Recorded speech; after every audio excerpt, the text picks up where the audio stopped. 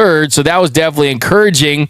And then there was the less encouraging news, the disappointing news about Michael Kopech. And since we last talked, Michael Kopech, the news came out yesterday that he actually had a surgery. He underwent surgery to address a torn meniscus in his right knee, and he's expected to return before the end of the season. But the big question yesterday was, wait a minute, Michael Kopech was supposed to have a brief stint on the injured list, that this was not supposed to be a lengthy stint, and Dave Roberts said as much. But as we always see with the Dodgers, it's going to be brief. Probably he's not going to need the IL. We're just going to give him a couple days to see how he bounces back. Then, we're going to send him on the 15-day IL, the 10-day IL. And then, the next thing is, we're just going to cut off his arm and have it amputated. That's how it goes, right? It goes from, this is nothing to, no, we'll see him 5 years from now after he comes back from a lengthy rehab. But no, obviously, that's not the truth. I'm only kidding.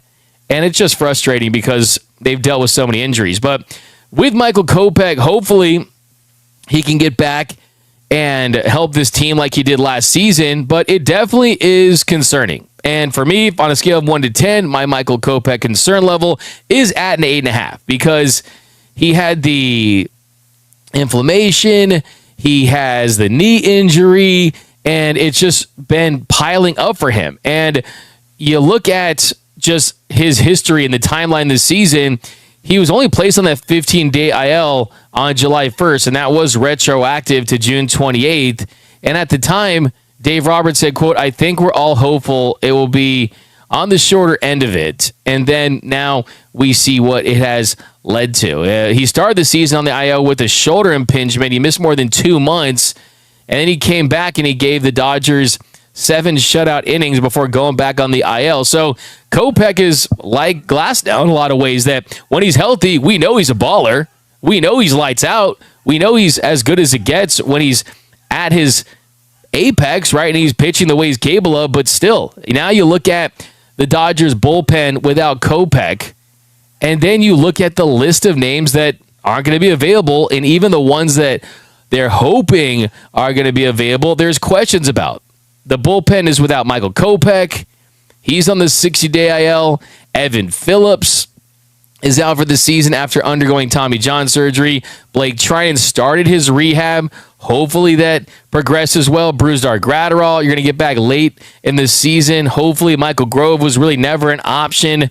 But I'm at the point where I'm saying what I've said this entire season, even when I was expecting a good amount of these guys to get back, they absolutely need to trade for a high leverage reliever.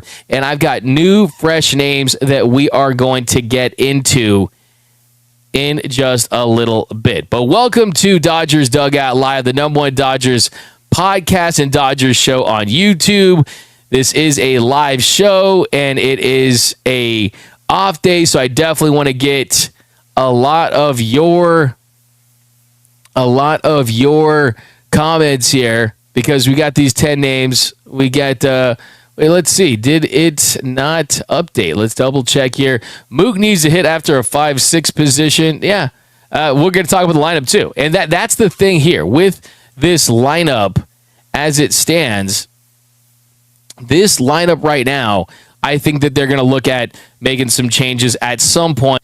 And welcome back to Dodgers Dugout Live. So, guys, it's Thursday, and you know that is when we focus on trade talk. We do a lot, anything related to trades, of course, but Thursday, off day, let's get into it. I got my top 10 trade targets right now, and also an ESPN MLB Insider has linked an elite closer with the Dodgers. So let's get into that right now on the latest Dodgers Nation, Dodgers Dugout Live rumors. All right, so here we go. So first thing I want to get into is this right here. This is from this morning. Jeff Passan, he dropped this on his column that he laid out a player that teams should consider that would really help that team. And here's what he had to say about Minnesota Twins super reliever. Johan Duran. So Johan Duran is lights out. And you probably haven't heard of him as much as you've heard of guys like Emmanuel Clase and David Bednar and Aroldis Chapman, guys like that. But Duran is an absolute beast. Jeb Passan writes, the Dodgers enter every deadline season seeking a major move, and the 6'5", 230-pound Duran qualifies. With a fastball that averages over 100 miles per hour, a splinter that sits at 98, and a curveball to keep hitters off balance, Duran is pitching as well as ever. He hasn't given up a home run this season, and his 1.52 ERA is third in Major League Baseball for pitchers with at least 40 innings. The asking price will be hefty. Duran comes with 2 more years of team control beyond this season. The Dodgers don't have time to waste on taking advantage of Shohei Ohtani's prime, though, and assembling a team with standouts in all facets is a reasonable goal. For a group threatening to approach a Major League record for pitchers used in a season, the Dodgers are at 35. The record is 42 from Seattle in 2019. Adding another wouldn't in and of itself be a needle mover. If that one happens to be Duran, the Dodgers could theoretically trot him out with Tanner Scott, Kirby Yates, and Alex Vesia to make their bullpen every bit as scary as the rest of their team. So this is a suggestion. This is the prominent insider that is linking one of the best at his position to the Dodgers. He's not saying that there are conversations ongoing or that there's been communication between the Dodgers and the Twins. It is just a suggestion, and it is one that I absolutely love because Duran, he has the potential to be an absolute lights out, slam the door shut closer and reliever in October. And that's exactly what the Dodgers need. They need someone that you can pair with Tanner Scott and Alex Vesia and Kirby Yates, guys like that. But are you really feeling that great about that group? Are you really feeling that great about that group that has led Major League Baseball in innings pitched?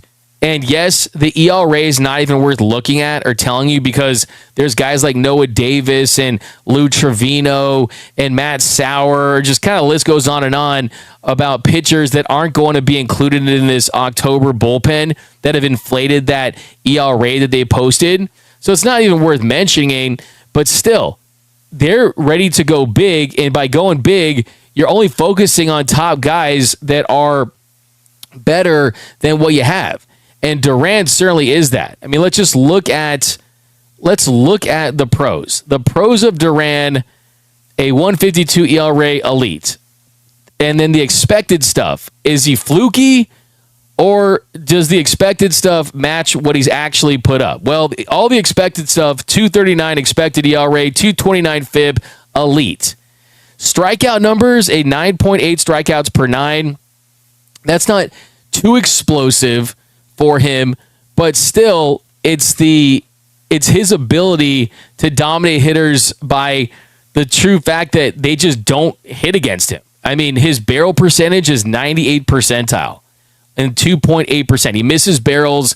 Fastball velocity, 100.2 miles per hour on the heater, 100th percentile. If you look at his pitch mix, he's a guy that throws that split finger more than he does his four-seamer, and that's an elite pitch for him too. Opponents hitting 206 off it. He averages 97.5 miles per hour on his split finger. This dude is no joke. Have you seen his entrance music? Hot take, I think his entrance is better than Edwin Diaz is for the Mets. It would be the best entrance since peak California Love. In fact, I think it would be the best entrance music since Welcome to the Jungle with Eric Gagne. Nothing's going to top that. That's number one, right? That's number one. But this guy's got special stuff. He throws a split finger, a four-seamer, a knuckle curve, a sweeper, and absolutely the Dodgers should be looking at him.